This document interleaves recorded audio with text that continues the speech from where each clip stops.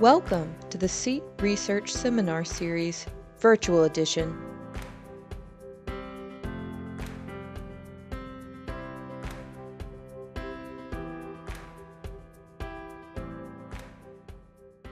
Kurt, I see you've popped onto the screen. I'm going to go ahead and get you to have you queue up your presentation and make sure you share after you set it up for the screen share mode. And while you're doing that, I'm going to go ahead and introduce you. So you feel free to get your stuff set up. And I want to welcome you to the second talk this afternoon in the CEAT Research Seminar Series, the virtual edition. The for those that joined late, we are recording, so I would ask you to be on as your usual, best behavior. Dr. Kurt Rouser is an assistant professor in mechanical and aerospace engineering here at Oklahoma State University. He holds a BS in aeronautical engineering from the U.S. Air Force Academy and an MS in aviation science from here at OSU, as well as an MS in aeronautical engineering and PhD in mechanical engineering from the Air Force Institute of Technology. During 21 years of active duty in the Air Force, he served as an aerospace propulsion analyst at the National Air Intelligence Center in Ohio, a maintenance engineer and executive officer for the Propulsion's Directorate and KC-135 System Program Office at the Oklahoma City Air Logistics Center, and an operations officer for jet engine test and evaluation at Arnold Engineering Development Center in Tennessee. He served 8 years on the USAFA faculty in Aeronautics Department and is a Deputy Associate Dean for Educational Innovation. While on active duty, he also briefly served as an adjunct professor teaching jet engine operation at OSU and advanced aircraft systems at Southeastern OSU. He retired from the Air Force in 2016 and transitioned into his current position here at OSU, teaching and researching aerospace propulsion and power. His current research interests include component modifications to 100M thrust turbojet, development of rocket-assisted takeoff systems for unmanned aircraft with up to 1,550 Newton takeoff weight, and turboelectric power system integration with manned and unmanned aircraft. Kurt, we'll look forward to your talk. Take it away.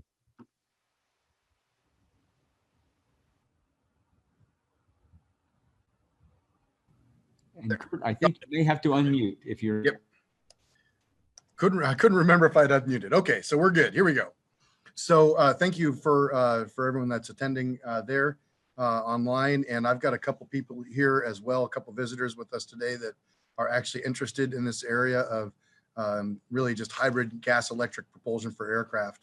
I've titled this one as Safe Integration, which is sort of where I'll focus on toward the end. But initially, I think there's a lot that I need to cover to kind of get you oriented to what's going on here. 4 of these aircraft are NASA conceived concepts. And I tried to get just a sampling of some of the aircraft that this technology applies to. You may want to check the door too, because I think that's going to lock behind it. There's an Airbus one on there as well. So Europe is very involved in this. And then there's also a Chinese aircraft that is also all electric. So this is definitely a global emerging technology area. But as you can see here, a lot of them are pictures, artist renderings. There's been design studies on them, but not much in the way of practical construction, fabrication, and testing. And so in order to prepare for that, NASA has been creating this really massive facility called they call it the NEAT facility. That's NASA likes to do that with their acronyms. The Electric Aircraft Testbed. It's up near Cleveland at the Plumbrook station up there. But look at this thing. It is a 24 megawatt high voltage setup. This is essentially a commercial airliner that they are building into a lab, into literally building a building around the aircraft. And so my point here is that NASA is heavily invested in this.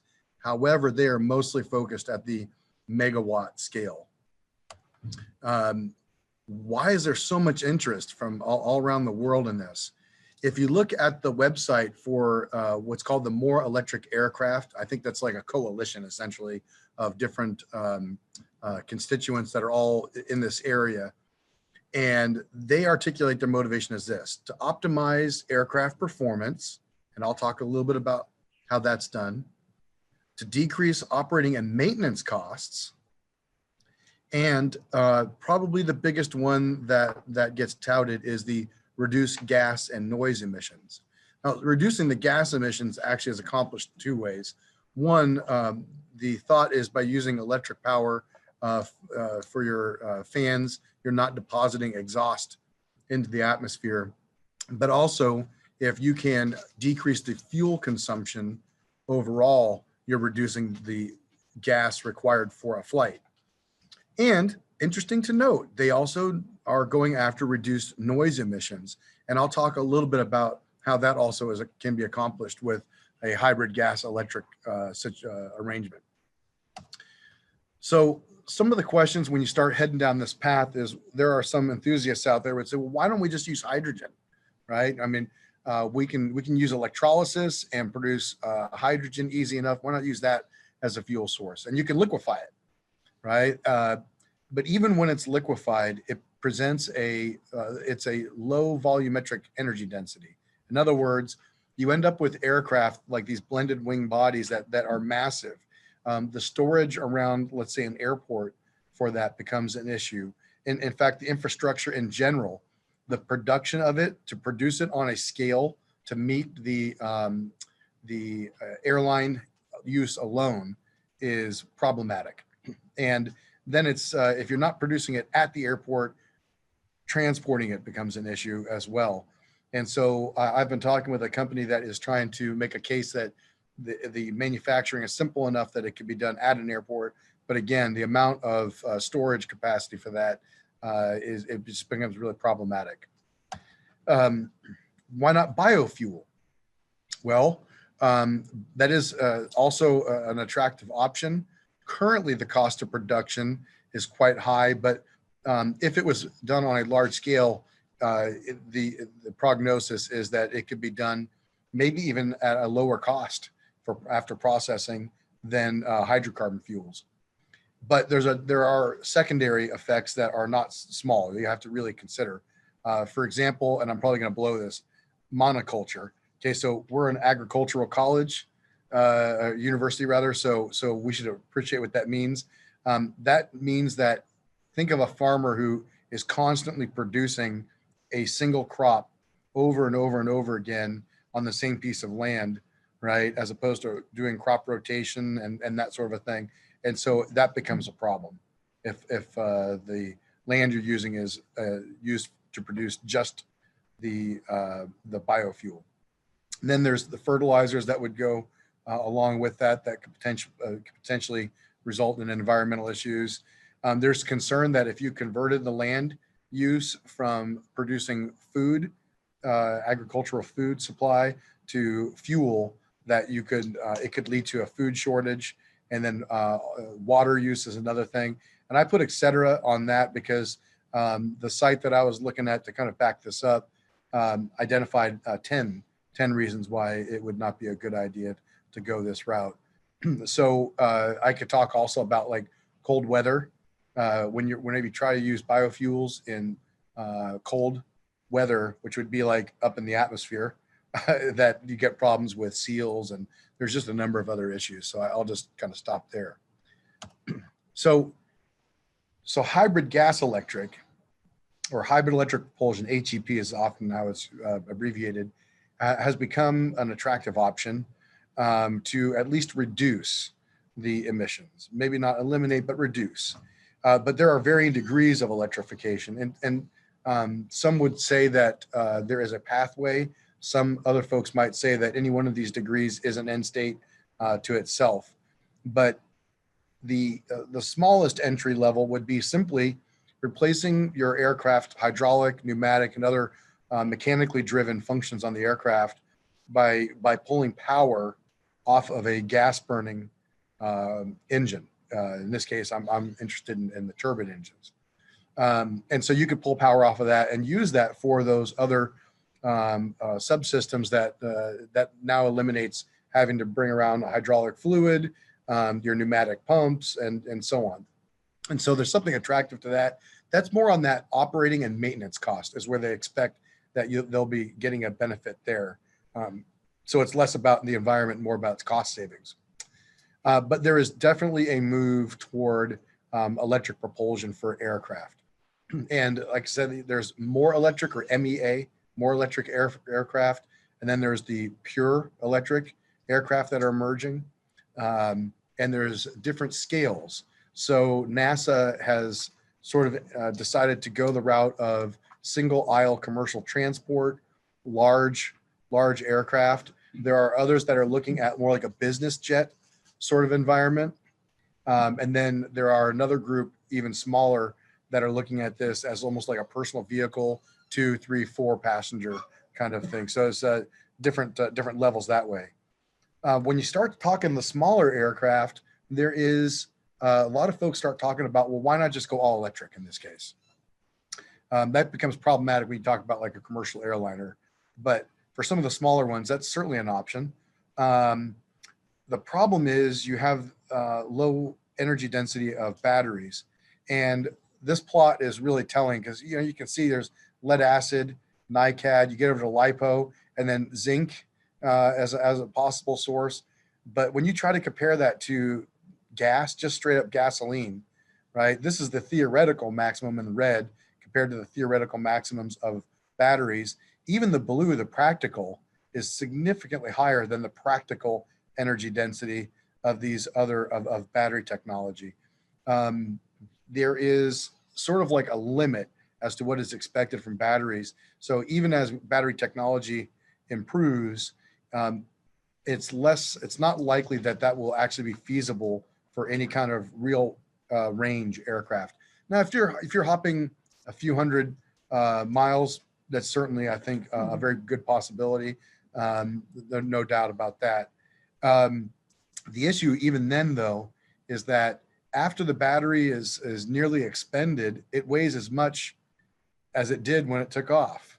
Whereas if you're burning a fuel, at least partially as part of your system, then the aircraft is getting lighter over the mission, and you need less lift then to keep the aircraft aloft, and therefore you can draw less power to keep it aloft as well. And so there's an advantage as you're flying along, you're essentially throttling back. So why am I proposing a piston? Why am I pursuing that? I mean, a turbine. Well, I looked at piston and Wankel. By the way, they're out there. There are examples of unmanned aircraft already flying with piston hybrid. The piston is a very attractive option at small scale because it has really the lowest fuel consumption at that scale, especially like a 2-stroke motors, really, which you see kind of pictured here. It's very attractive. A Wankel offers even better power to weight, and its fuel consumption is also really attractive at that small scale. But generally speaking, a turbine has higher power to weight than the piston, maybe not quite as good as a Wankel. It might consume fuel a little bit more than it does than the piston and the Wankel at this scale, but it offers things like fuel diversity and probably most importantly, high altitude operation. In order for piston and Wankel engines to be really practical for aircraft applications, you would be kind of limited to altitudes of 5,000 to 10,000 feet. To go any higher than that and produce enough power to really do something, you would need probably to add a turbocharger. And my thought process is, well, if you're going to add a turbocharger, why not just have a turbine engine, right? Again, power to weight savings there. For those of you who may not be familiar with gas turbines, I'm going to give you a quick crash course, figuratively speaking, obviously. And I can't see how many people may have already left even, so we'll see. But hopefully some of you will find this beneficial. Best way to introduce you to a turbine engine is to compare it to a 4-stroke piston engine. So the Brayton cycle, which is the thermodynamic cycle of a turbojet or a turbine engine, as you see pictured here, is different than the Otto cycle of a 4-stroke piston engine. But if you look at what the primary difference there is, this is a reciprocating engine, which that pulses essentially. Like there's an intake, there's a compression, there's a combustion. These are distinct events, and they're happening with a controlled mass of air.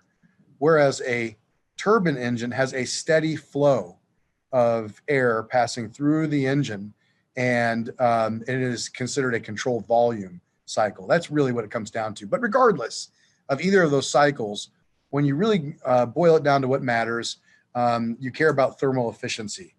Thermal efficiency is tied to fuel economy. So the better thermal efficiency you get, the better fuel economy you get. And thermal efficiency is directly a function of compressor pressure ratio. So the more compression you get, the better thermal efficiency you have.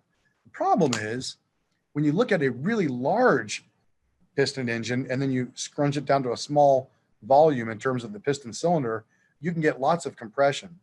But if I start with a small piston cylinder, like for a small unmanned aircraft, going from a volume that's already small to a smaller volume, you just can't get much compression ratio. And the same thing is true also for a turbine. If it's already small to begin with, there's not a lot of compression to be had there. So your thermal efficiency is pretty lousy for either one of those engines. And so, but that's not the only factor in fuel economy. The other efficiency, literally multiplied by thermal efficiency to get fuel economy, is propulsive efficiency. And propulsive efficiency improves as you take the working fluid, that propulsive fluid that's given you, that is giving you the thrust. If you can reduce the exit velocity of that fluid, you get a better propulsive efficiency. Well, as you can maybe suspect, if I accelerate it less, then I'm producing less thrust. But if I can increase the mass of the air that I'm accelerating, then yes, I'm taking a large mass of air and I accelerate it a little bit, I can still produce a lot of thrust. And so what I've pictured here on the left is a turbojet, a typical turbojet cycle. And all of the air that comes in gets burned and gets accelerated a lot out the back. And you can see that if I look at a plot of effectively fuel consumption rate, turbojets are high. They have a high fuel consumption rate because of that poor propulsive efficiency. But this engine I first introduced to you up here, that's actually a turboprop schematic. And turboprops are way down here on fuel consumption. And why is that? Because the amount of mass of air passing through the propeller is much bigger than the amount of air passing simply through the engine, the turbine engine itself. And the flow that comes through that propeller gets accelerated a little bit. And so its propulsive efficiency is much higher, right? So why not take an engine like this turboprop, and instead of connecting it to a propeller, connect it to a generator and pull electricity off of that generator and drive multiple electric motors, each one with a propeller on it. Now I'm increasing the amount of mass that I'm using as a propulsive fluid. And again, I'm getting a small velocity through that. If I can get enough of an effect on this, I have the potential, I'll show you later, I have the potential to have an overall benefit in terms of fuel economy. And that's the motivation then to going to turboelectric engines. And this is a schematic. I'm gonna pick up the pace a little bit here. So here is a turbo shaft engine, kind of like I depicted on the other chart. Its shaft goes to a generator. That generator is going to produce, ultimately it's going to produce alternating current. So you got to pass that through a rectifier that then transmits in DC. In theory, you could transmit in AC as well, but that has been proven to be really problematic for various reasons I won't get into here. But if I can distribute this to 2 or more fans, then I increase my propulsive efficiency. So that's very attractive. Perhaps for safety reasons, which is kind of the motivation of this talk, it might be better to consider a partial turboelectric arrangement. In this scenario, some of the turbine power, the shaft power, goes to drive a fan or a propeller mechanically. And then some of that is being used to drive a generator, which again can drive multiple propulsors, electric propulsors. And now I have versatility. So if I only want the thrust of the propeller, then I can essentially decrease the electrical load of my electric fans out here and simply fly forward with my mechanically driven fan. But on takeoff, when I want more thrust, I could power all of my propulsors, my mechanical and electrical ones. So it gives me some versatility of different arrangements over different parts of the mission. So it's very attractive. What about including a battery? If I include a battery, I get even more versatility because now I can use the battery on takeoff, which batteries are great for power density. They're not great for energy density, but they're really good for releasing a tremendous amount of energy in a short time. So that's great for takeoff. And then in cruise, I could actually recharge the battery. I could use the gas burning engine to recharge that battery. So when you land, you don't have to recharge the battery on the ground. It's already fully charged, ready for the next flight. Just put some fuel in the tank, right? Well, there's a couple ways to do that. One, you could do a parallel arrangement. Parallel arrangement says, I've got a battery here, and I can essentially reduce the amount of torque on my electric, I can reduce the torque rather on the turbine engine as it's driving this fan. That's a parallel arrangement.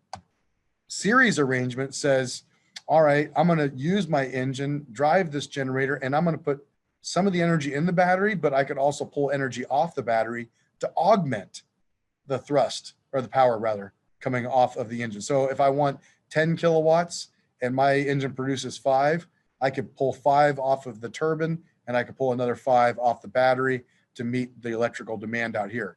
And this is the arrangement, by the way, that has become the solution of choice in general. But there is another option, and this is something that we're looking at here at OSU, and that is a series parallel partial hybrid engine. So in other words, I can use the battery to help reduce the load on my mechanically driven propeller or fan, and I can use that electrical load to give me augmented power augmentation to my electric propulsors. But I could also turn off the electric propulsors and use the engine to power the battery. So this is like the ultimate in versatility. It's sort of the holy grail for aircraft turboelectric engines, and that's where we find ourselves today at OSU. And Chuck, I know you're probably looking at the clock. I will wrap this up here in about 5 minutes, I promise. Oh no, the other Chuck. There's 2 Chucks. Oh my goodness, I just realized the Chuck in the room and the Chuck on the online. Chuck online says you're doing great. So online 5 minutes sounds perfect. Says keep going. Okay, got it. So when we look at overall efficiency, though, now I've got to be careful here. So I've talked about thermal efficiency, and when you multiply that by propulsive efficiency, traditionally, that's how you get your overall efficiency. But now I need to factor in that I'm going to have electrical losses. And by the way, the more complex I make my system, if I include a battery in the system, there's going to be some losses associated with that.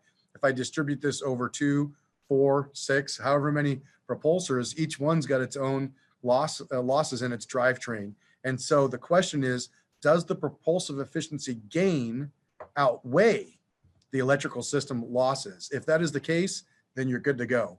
I just saw a paper from the International Gas Turbine Institute this summer for a session I was chairing. And there was an author from India who had done this for the commercial transport. And they found out that at best, you get a 1% savings in fuel consumption when you're taxiing. And they found that in the end, after all the losses and gains were added up, it was a zero-sum gain. And in the end, there wasn't even a reduction of carbon footprint. So at the large scale, I think we're going to find that these big commercial transports are not as attractive as people first thought. I kind of spotted this from the beginning. We've looked at coupling this with the Unmanned Systems Research Institute. Got Jamie Jacob here with me in the room to protect me in case I get things wrong. We are working on interdisciplinary challenge. We've been doing this now for a couple of years. I'm pulling students out of mechanical and aerospace engineering to work on everything from the turbine control, right? So there's a controls part of this, the propulsion and airframe integration. You can see I've got a turboelectric system sitting in this aircraft with a 15-foot wingspan, and I've got to think about how to get the exhaust out without impinging on the vehicle structure. I got to think about vibration loads, structural loads, aerodynamics. How have I changed How have I changed the aerodynamics by having a exhaust pipe sitting outside the aircraft now? That's something I can't ignore. There's a stability and control part. I've got this heavy engine sitting out here now. I've changed the center of gravity of the aircraft, and I got to think about where I'm going to put my power electronics so that they're not getting burned up in inside a hot fuselage, and that they're also not negatively affecting my center of gravity. I've brought in electrical and computer engineering students and faculty, and they've been helping with power electronics, getting a battery regulation system in there, but also the whole feedback and control loop, so that the pilot, this guy that's sitting back here, he's flying this plane and has no difference in his control logic for flying the plane than if he was just flying a simple electric version of this aircraft.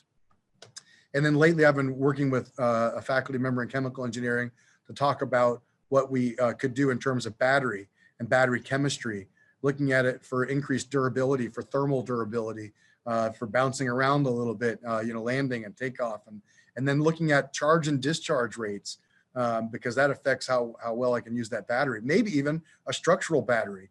If I've got a carbon fiber framework on this, there's the potential that I could use some of the carbon fiber framing as part of the battery system. So some really exotic ideas out there potentially. In terms of what we're doing at OSU, and I'm going to wrap it up here, is that we've got this turbine engine that's sitting in here. I'll step you through it. That's a 7 kilowatt turbo prop. Normally it's a turbo prop. That connects to, by the way, there's the engine control unit that governs the fuel flow rate to that. We hack into that engine control unit. There's the air inlet. There's the power turbine back there. In other words, exhaust gases from that engine drive a power turbine like a windmill. The exhaust then passes out the vehicle. That turbine is connected to a shaft that goes to a reduction gearbox, which is then coupled to this generator sitting back here. And there's a rectifier sitting on top of that, and then the rest of the electronics are kind of hidden from view here. But compatibility is the key. So if you're going to drive an electric propulsor that's 40 volt, then I got to make sure that I have the right kV motor for my generator, and it should be wanting to operate at the similar RPM that my turbine power shaft output wants to operate at roughly the same rated power, torque, and so there's a mechanical electrical crossover there. So compatibility is absolutely key. We accomplish a lot of this by doing bench tests. So you can see I've modified an optical bench top with the turbine engine. And in this case, I just have an electric ducted fan back here. Now that we're getting bigger, we're actually driving a much bigger electric driven prop.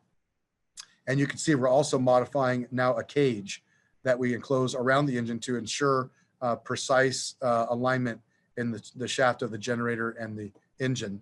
And we're looking at different control architectures, direct turbine control, or the pilot or the operator controlling the electric ducted fan, and the engine responds. So we have an active control to the turbine, and inserting a battery in the loop for augmentation and the ability to switch modes. By switching modes, what I mean is that I can run turboelectric, or I can bring the engine down to idle and run the entire electrical need of the aircraft off of the battery. And so I can essentially run silent. And then we've been doing integration testing. So we've put this on a fixed wing aircraft and done a conventional flight. And now we're looking at this semester a short takeoff and landing version. And for the Army, we're doing a vertical takeoff and landing version. We also have a multi-rotor drone, which is people kind of ubiquitous for drones these days. The end state for us 2 years from now, 2.5 years from now, is that for the FAA, we make a 180 kilowatt system on a Cessna as a ground test rig, not airworthy, not meant to be flown, but that'll be at the Stillwater Airport where that will be built up. And so everything we're doing right now, as far as the FAA is concerned, is subscale. And the whole point along the way here is to identify risks, potential risks. This is only it's a few seconds long, so I'll just show you. This is our flight from July. So this is with that 7 kilowatt motor, and this is coming in for a landing. You can see the pilot here. He's just flying this aircraft just like he normally would fly it. So totally seamless to the pilot. And what's interesting is that if he were to kill the engine earlier, the propeller on that actually starts to act as an air brake. It helps him with his landing. Oops. So So the research questions we're asking is, what is the steady state performance? So things like brake specific fuel consumption, specific power based on overall system weight. The FAA is also interested in what's the transient performance?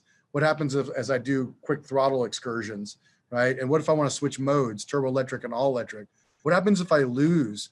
What happens if I lose turbine power suddenly and all the electrical motors are still running and I need them for flight? What happens if I suddenly lose the electric motors, which are essentially my sink for all the power that the turbine's putting out, right? How do I handle the high voltage and amperage concerns? What about the thermal management and airframe structural loads? So thermal management is like the inside. We're talking about what's in the engine bay. Then there's thermal emissions and acoustic emissions related to all this. So these are all questions that we are assessing in this research as we go forward and as we scale up from a 13 kilowatt up to 180 kilowatt propulsion. So with that, I will end. I kind of ended a little bit abruptly there. So if you have any questions, you're certainly welcome to ask here, and I'm happy to answer them for you. And as I suspected, the crowd winnowed down, but thankfully Jennifer is still on here because she helps me with all the contracting for this. This is great. I'm not many folks have to peel off, but nevertheless, fantastic presentation. Very, very complete discussion. The floor is open for questions. I'm sure there may be one or two. Go ahead, Jennifer, ask your question now. So unfair. Yeah, how do you spell that? No. Jennifer just wants to know how much it's going to cost, right? Yeah. Okay. Yeah. So, the FAA project is a $600,000 3-year project. And this year, most of that just went into buying one engine, buying a turboprop of the right scale I need. So Wei, it looks like you unmuted. Are you wanting to ask a question? Yeah. I have one question. So good, very nice talk. And thank you. So what's the impact of the on the safety? Because you are using batteries instead of the regular fuel. So I know the Tesla vehicles, they have like safety issues with batteries, right? So on the airplanes, what's the impact? Okay, so that's a great question. So I really, for practical reasons, I really don't see a turboelectric system or any hybrid system for aircraft not having at least one battery in there. That battery does two things. It handles fluctuations, so that as a turbine kind of lags to come up on power, a battery can momentarily pick up that power demand. But there is the potential to overvolt or overamp that battery. So you need to, you've got to make sure that you've got, whether it's fuses or gates, MOSFET gates or something along those lines to help protect the battery. You need to have a battery monitoring system, a BMS essentially in the loop so that you can know what the battery charge status is. Most BMSs these days also include a temperature component. So you're tracking the battery temperature and you have to watch out that you don't over temp the battery, which it'll over temp based on its charge, but it could also be over temping because it's in potentially an engine bay where there is, where the bay itself is getting warm. So that means you have to mitigate how much cooling flow that you essentially cut holes into the aircraft to make sure that you're managing the cooling flow through the engine bay to manage that as well. So I would say that batteries are essential to the safety, but then you have to worry about battery safety itself, mostly with regard to overtemping, overcharging, and I think that that's one of the things that we're going to be looking at is how we can ways we can recommend doing that safely. But really, what I'm proposing to the FAA is how would you certify it, right? In other words, what should be the certifying test or standard? Because I think you're going to see a lot of emerging urban air mobility concepts where they're doing something like I'm proposing. You just modify a Cessna and it gets couched as an experimental aircraft, and it could potentially be certified for flight, but not be really fully safe. That is also why I think it's important to have, I think it's going to be important to have a partial turboelectric system so that if the battery does fail or something else goes wrong, you still have that mechanical linkage to at least one propeller or one rotor of some sort that'll help you get back down to the ground safely. Okay, thank you. So just one, any other questions from the audience? Winding down. EMI, EMC related issues. Are there any concerns along those lines? You mentioned acoustics. I thought that was interesting. Right. Acoustic emissions. You know, it seemed like you have a lot of switching back and forth. And I'm not thinking it's a problem so much for a large aircraft, but you talk about small aircraft with sensors nearby and a lot of microcontrollers needing to operate well. How do you Actually, protect those? I'm by the way, I'm counting on you to help me with that, Chuck. So I'm counting on you for that. But I think that at this small scale, I'm less likely to have a problem there. The amount of power I'm dealing with on these small scales, the amount of is small enough that I'm hoping that the interference won't be too bad. Of course, you know, I've got shielding around, you know, a lot of the wiring and that sort of thing, but that may be something we have to watch. I'm a little more worried when I talk about the manned platforms for obvious reasons, just loss of life potentially in there. And that in EMI measurements are one of the things that I've told the FAA I would take with the FAA, but I'll be honest with you. I don't know how to go about that. What is that? Is that like a radar gun that I shoot at the aircraft? No. So you want to make some kind of a emissions measurement, and you can do it in an open area type environment or a semi-anechoic environment. We are getting our so we have some tools to make that happen. But and these days, a lot of these modern aircraft, you know, a lot of pilots are taking like an old, you know, 1950s circa Cessna, and they're gutting all the avionics out of it, and they're putting in all these wonderful modern electronics, right? And so GPS and whatnot. It's like I think EMI is going to be a consideration there. Mm-hmm. Well, Kurt, thank you again for your talk. I really appreciate it. Good job. JD, I know you and I can catch each other later, right? I had a quick question. Is there time for a quick question? Yeah, sure, JD. From JD, of course, right? And Jamie can chime in, although I can't see him, I guess.